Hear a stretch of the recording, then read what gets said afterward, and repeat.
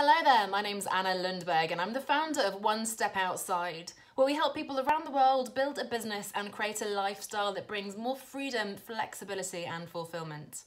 And now in the context of talking about going out into the world as an entrepreneur, whether as a part-time side hustle alongside a job or perhaps as a full-time endeavour, I actually want to talk this week about something that can get in the way of that effort, and that is you, unfortunately.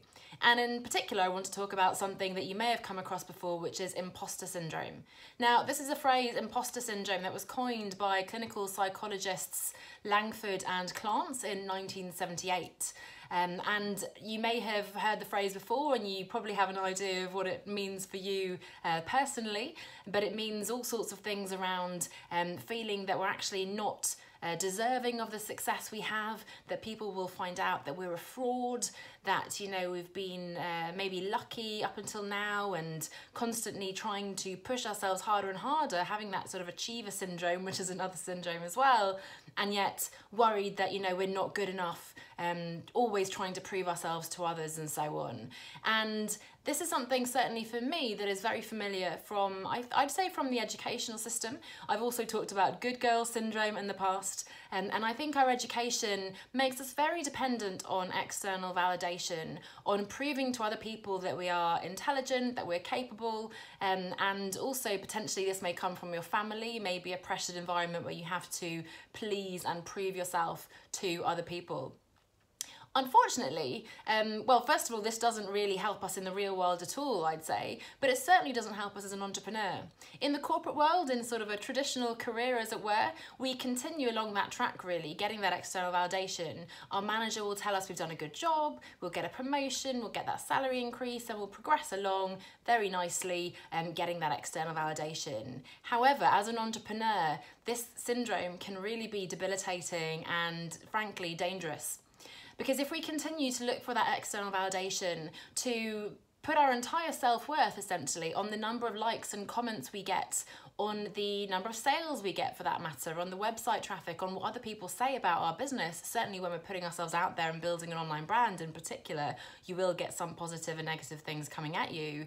If you're putting your entire self-worth on that, you're going to burn out, you're going to be focusing on the wrong things, and ultimately, ironically, because often this comes with a fear of failure, you're actually going to make that failure inevitable.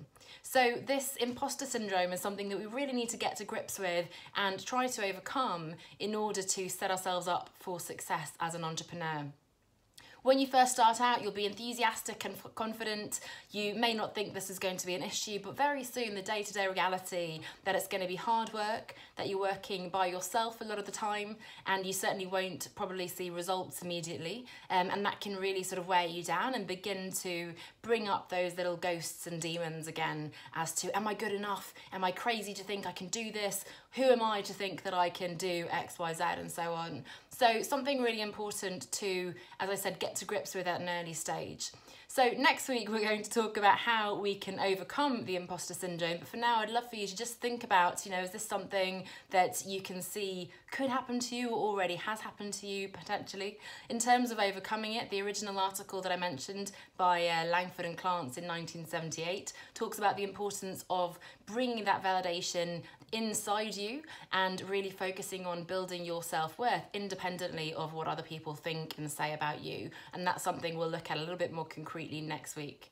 For now though, one of the things you can do is to surround yourself by people who will cheer you on, will support you, and who can really express, I guess, the same kinds of fears as you do, so that you know you're all in this together. And you can do that in my Facebook group, One Step Outside. So if you search on Facebook, One Step Outside, if you're active on Facebook, then that's a great place to meet like-minded people. We're all in this together. We can cheer each other on, we can support each other, and we can sort of share our insecurities as well. So I'd love to see you over in the Facebook group One Step Outside, but for now I'll leave you to think about this imposter syndrome and begin to maybe ask yourself some questions as to how you think you might be able to strip yourself of those dependencies on that external validation.